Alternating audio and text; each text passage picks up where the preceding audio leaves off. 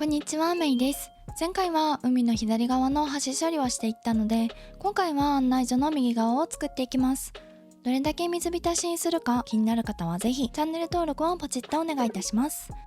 案内所の右側は利便性を高めるためにお店を2つ並べていきます。今回作業するところはこの辺りです。前回に引き続きこちらも水浸しにしていきます。最初に2段目を作るので、そのためにまずは歩いて測量していきます。端横に3マス、2段目に縦12マス、横に11マスがちゃんといい位置になるように場所を決めていきます。気持ちは伊能忠敬になったつもりで1足1マス歩いていきます。ここでミスれば全てをミスってしまうので重要な作業です。最初の崖の位置が決まりました。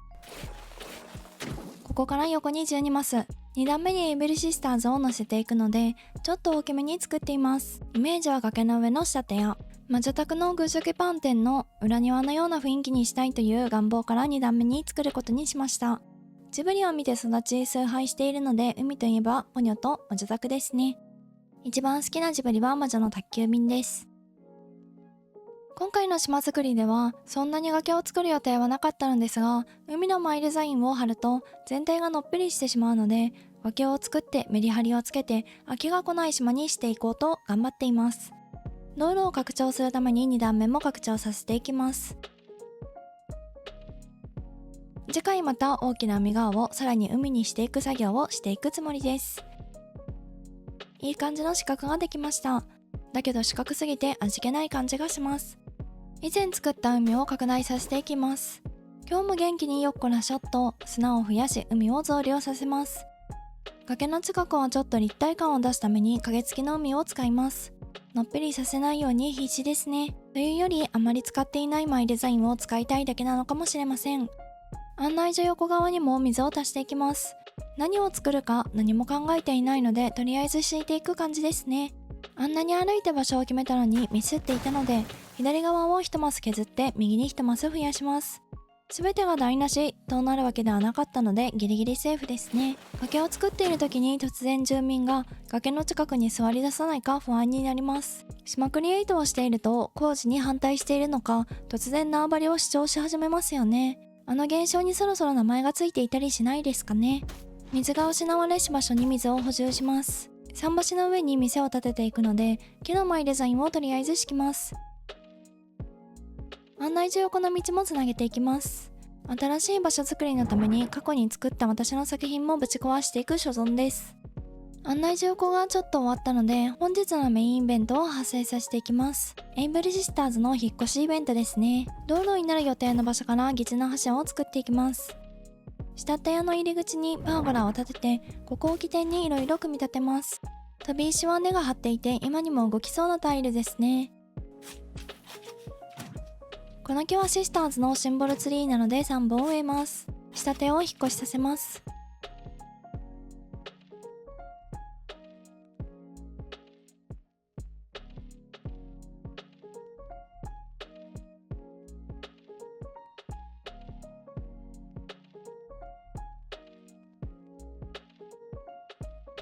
崖の上へようこそ。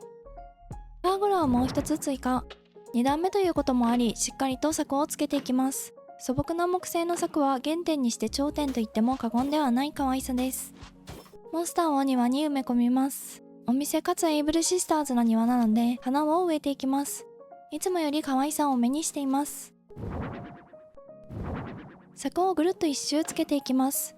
あさみさんはいつも働き詰めなのでちゃんと柵をつけてあげないと危ないような気がしています。テーブルには得意の陶器のジャグ、そこにあるヒヤシンスを引っこ抜いて入れたくなりますね。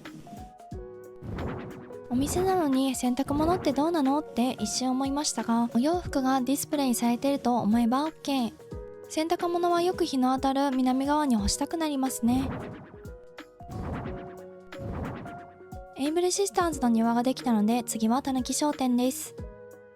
不要な崖を削っていきます。結局手直しだらけですね。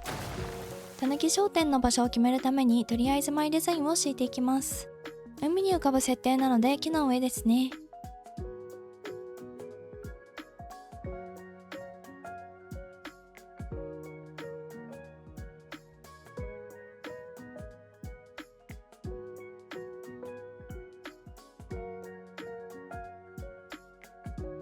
主張の激しい色のタヌキたちのお店がやってきました。たぬき商店を置かせるために木の板を敷いていきます。右側は簡易ガスステーションになる予定。入り口前は2マス程度にしてちょっと狭めに。飾り付けたら1マスになるので、すれ違えない不便な通路になります。案内所からたぬき商店へ続く道は少し幅広にして、誰でも通れそうな雰囲気を出していきます。まだ木が敷かれただけで浮くとはなんぞ状態です。正面の崖を隠していきます。石造りのキッチンの裏側を使ってレンガの壁にします。大きさもちょうどいいんですよね。見えないところは石の節約のために西部の街並みを置いていきます。奥の道路まで水を広げていきます。この部分は奥の道路を作ってからどんなものを作ろうか考えるので、何を作るかは未定です。とりあえず西部の街並みを置いていきますが、変える可能性しかない場所です。反対側も同様に西部の街並みを置いていきます。木の色に合わせましたが、白でも良かったかもしれないですね。橋を少し大きくしていきます。これで下点は左右前からの侵入は防げます。天気が悪かったので別日にして桟橋の足をつけていきます。その後砂の道を敷き、波をつけていきます。桟橋はなぜ木なのか調べてくださった方がいらっしゃって、木なのはなんとメンテナンスしやすいからだそうです。しかも水から浮いているとのこと。波の形を作っていきます。人類は賢くなり、新しい物質コンクリートを手に入れましたが、結局今まで使っていた木が最強だったと気がついてしまったわけですね。何でもかんでも新しいものが良いとは限らなかった例ですね。ちなみに水に木の部分はついていないので、私が描いたマイデザインの足部分はプラスチックか金属ということにしておいてください。水に浮いてきました。まあまあ浅瀬です。たぬき商店の周りを飾り付けていきます。右側は簡易ガスステーションなので給油機を置いていきます。住民たちが船の給油に来る場所ですが、この海はどこにもつながっていないので難易度高めの給油を強いられます。ペグとロープを使って簡易的な柵をします。住民は海側からやってくるので意味のない柵です。空き缶カリンバを簡易灰皿に見立てています。この島唯一の喫煙所ですね。早速たしなみに来たレベッカちゃんです。右側ができてきたので、次は左側の飾り付けです。右側は少しおしゃれな感じにしていきます。白いレンガの壁を目立たせたいので、霜と練り粉以外の家具は白で統一します。リサイクルペーパーを英字新聞にリメイクして海辺な感じを出していきます。橋に丸太の杭を並べて生地の端に。今回のオランジェ島で本物の橋が出てくることがあるのかと疑問ですね。マイデザインの間にいい感じに橋を埋められる器用さがあればなぁと思ってしまいます。川や海の色とマイデザインの色を合わせたから意外といけそうな気もしていますが、まだ手を出せていないですね。葉っぱなどを散らして海をちょっと汚していきます。ちょっと汚れている方が生活感出ますからね。砂浜の橋処理をしていきます。雑草が伸びてくれることを期待して橋に植えます。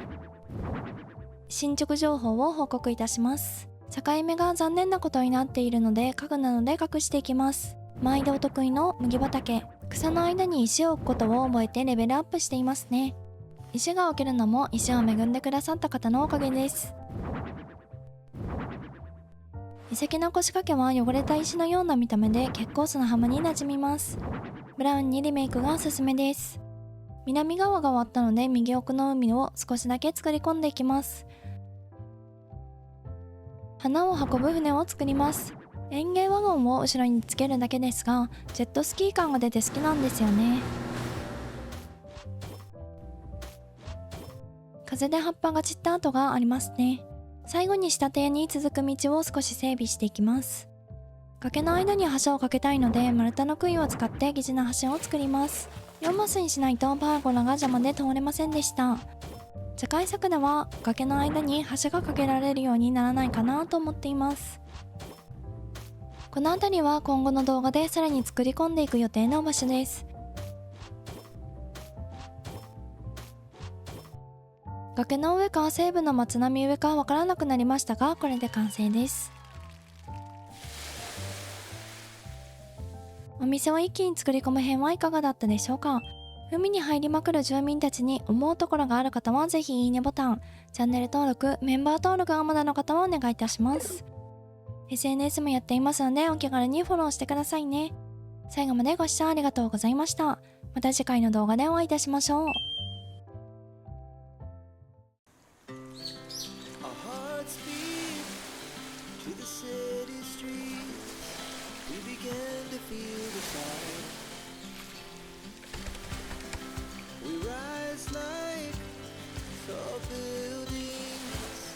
As the chemicals that take us higher. The night's young, and it's just begun. As she puts her hand in